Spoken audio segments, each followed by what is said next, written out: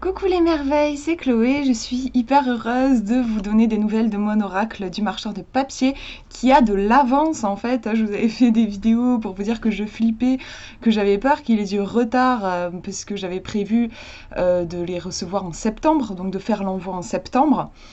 Et en fait, il a de l'avance, c'est tout moi ça, je suis assez angoissée en fait de nature et je me fais des scénarios catastrophes. En fait, la réalité est loin d'être aussi compliquée, c'est même mieux en fait. Donc oui, je les ai reçus. Je les ai reçus hier, donc en fait vraiment début août. Bon, j'ai ma webcam qui est sur mon ordinateur, donc je peux pas vous filmer ces petits marcheurs de papier. Mais je vous laisse imaginer, ils sont découpés en 13 colis, donc j'en ai vraiment tout autour de moi. Donc, c'est une super nouvelle. Du coup, en fait, je me dis que je vais commencer. Pourquoi attendre? En fait, je vais pas rester là avec tous ces marcheurs de papier autour de moi et les garder pour septembre. Je me dis que je vais commencer les envois, du coup, la semaine prochaine. Alors, je ne serai pas là la dernière semaine d'août. Je pars en vacances. Du coup, et ben là, je vais devoir faire une pause dans mes envois et ensuite je reprendrai en septembre et là, ce sera vraiment de l'intensif, quoi. Je vais consacrer mon mois de septembre à l'envoi des marcheurs pour que vous les receviez le plus vite possible. Mais du coup, si jamais vous avez été dans les premiers à contribuer, il est possible que vous les receviez en août, pendant ce mois d'août. Je sais pas combien je vais pouvoir faire de livraison, je dirais d'expédition, je pense que une vingtaine, hein, je vais pas pouvoir en faire trop non plus, je pense. Enfin, je préfère partir sur une base de 20-30. Mais en gros, si vous avez été dans les 20-30 premiers à commander sur Ulule, vous devriez le recevoir au cours du mois d'août. Voilà, du coup, donc je suis vraiment contente parce que ça y est, ça se concrétise. Enfin, le fait de les avoir dans mes mains, c'est vraiment quelque chose. En plus, bon, j'ai vécu pas mal de péripéties et je voulais aussi vous en parler. C'est la première fois que je me lance dans une aventure comme ça. Et, je m'étais demandé, quand j'ai créé ce jeu, je me suis demandé forcément où est-ce que je le fais imprimer. J'aurais aimé le faire imprimer en France, mais d'après mes recherches, je ne trouvais pas d'imprimeur qui fasse de belles boîtes. Et je voulais une belle boîte. Je n'ai pas trouvé d'imprimeur qui fasse de belles boîtes en France, donc j'ai décidé de faire imprimer en Chine. Et le truc, donc l'oracle du marcheur de papier est imprimé en Chine. Le truc, c'est qu'il y a une loi qui est passée le 1er juillet, donc c'est très récent. Peut-être que vous en avez entendu parler, si vous êtes comme moi collectionneur de jeux, d'oracles, de tarot, et qui vous arrive du coup de commander à l'étranger, vous avez sûrement été impacté par cette loi, puisque maintenant tous les trucs qu'on commande, qu'on fait venir à l'étranger, de l'étranger jusqu'ici, en fait hors Union européenne jusqu'en France, il y a une taxe, et pas une petite taxe, hein, il y a des taxes douanières et qui sont vraiment élevés. Moi, j'avais commandé 2 jeux. En juillet, j'ai commandé 2 jeux. Donc après le 1er juillet, 2 jeux qui venaient de hors Union Européenne. Et il y en a un, j'ai payé 13 euros. C'est déjà énorme. Et j'ai carrément payé 24 euros de frais. Bon, sachant que l'oracle, il coûtait 21 euros. Les frais de douane m'avaient coûté plus cher que le jeu lui-même. Donc c'est vraiment... c'est assez fou, quoi. Et forcément, mon oracle du marcheur de papier a été impacté par cette loi, puisque je les ai reçus là, en fait, hein, donc début du mois d'août. Ils ont été imprimés plein dans le mois de juillet. Du coup, je me suis retrouvée avec des taxes. En fait, j'ai commandé 360 jeux. Donc, je me suis retrouvée avec 632 euros de frais de douane. Donc bon, autant vous dire que j'étais choquée en fait, j'étais un peu en état de choc. Comment on peut avoir une taxe aussi élevée, quoi. Enfin, je sais pas, j'étais prête à recevoir 100 euros de frais de ces taxes-là douanières, mais 632 euros, j'avoue que j'étais choquée. Donc bon, j'espère que je vais quand même réussir à faire du bénéfice, parce que je vous avoue que oui, j'avais pas prévu, moi, dans toutes mes dépenses, j'avais pas prévu de me prendre ces charges-là. Surtout que quand j'ai présenté le jeu sur Ulule, J'étais absolument pas au courant qu'il allait y avoir une loi, parce qu'en plus je l'ai lancé autour de juin, je crois, la campagne. Donc j'étais pas du tout au courant quand il allait y avoir cette loi-là. J'ai pas eu de chance en fait. Et donc oui, j'espère que je vais quand même réussir à pas perdre d'argent. Bon, j'ai fait des calculs vite fait, il me semble que ça devrait le faire, mais bon, autant vous dire que je suis en train de repenser ma stratégie pour mes oracles à venir. Bon, déjà, oui, je pense que ça restera pour le marcheur de papier une édition limitée, hein. Je ne vais pas recommander là en Chine, hein, c'est vraiment pas possible.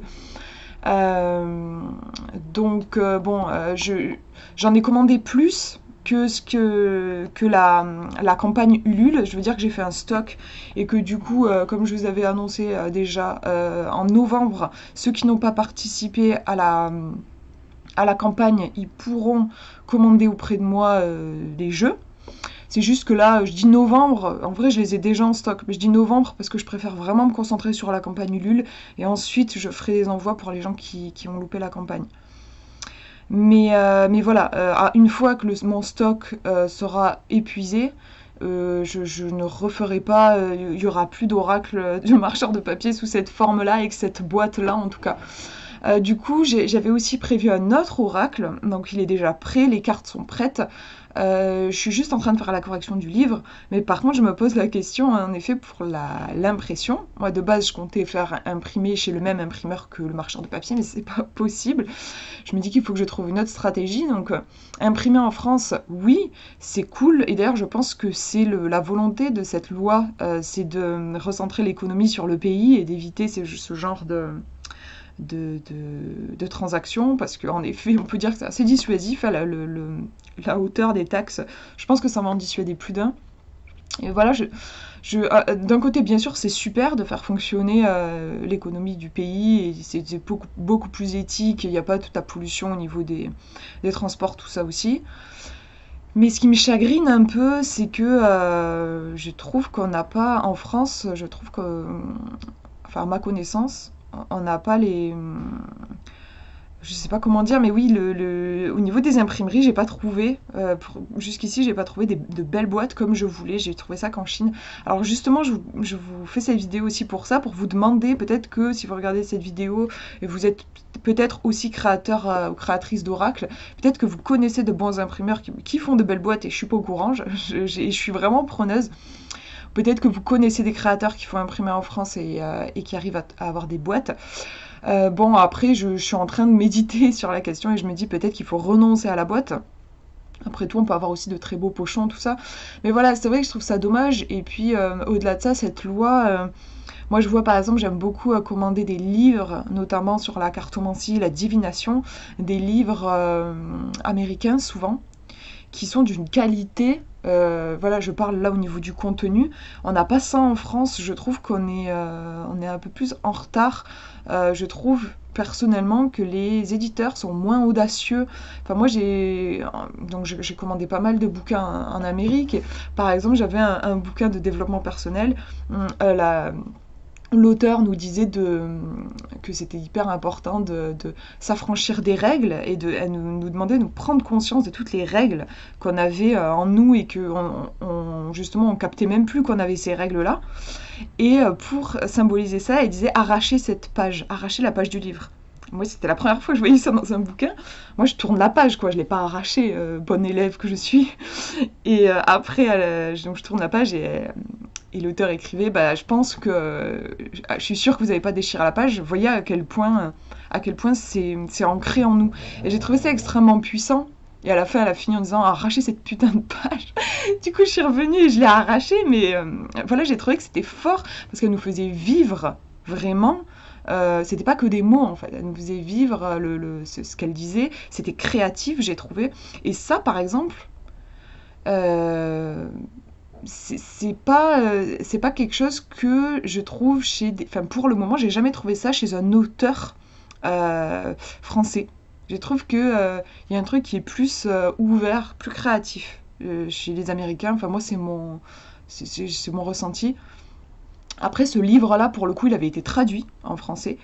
Mais voilà, est-ce qu'il faut attendre aussi que, enfin, s'il faut attendre que tous les bons bouquins soient traduits, on peut attendre longtemps. Enfin, moi, j'en ai plein de livres qui sont en anglais qui n'ont toujours pas été traduits, et heureusement que je les ai parce qu'ils m'ont énormément aidé dans ma pratique.